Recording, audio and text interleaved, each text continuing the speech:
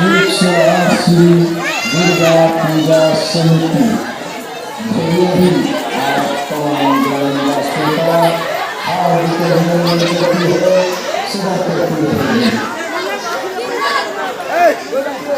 विशेष पुष्पांजलि प्रत्येक वर्षों के भांति इस वर्ष भी लंगर का आयोजन किया गया है और तमाम श्रद्धालु भक्तों से निवेदन है, आग्रह है कि आप माता रानी के दरबार में आए और लंगर का लाभ उठाएं, माता रानी का पान प्रसाद ग्रहण करें और इस कमेटी का मनोबल बढ़ाएं। हाँ, आज भी दिन के 4 बजे से लंगर का आयोजन किया गया है।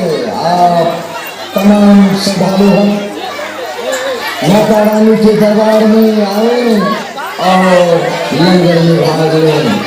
प्रेम से बोलो जय माता दी, प्रेम से बोलो जय माता दी, प्रेम से बोलो जय माता दी। श्री 108 श्री दुर्गा पूजा समिति आप तमाम ग्रामवासियों का हार्दिक अभिनंदन करती है, सदा करती रहेगी।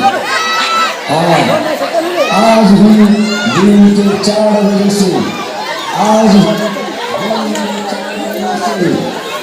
विशेष लंगर का आयोजन किया गया है और तमाम श्रद्धालु भक्तों से निवेदन है, आग्रह है, आप माता रानी के दरबार में आए और लंगर में भाग लें, माता रानी का प्रसाद ग्रहण करें, जिससे कि हमारे कमेटी का मनोबल सदा बढ़ा रहे।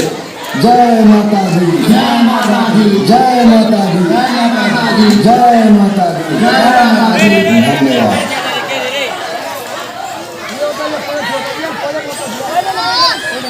Gracias.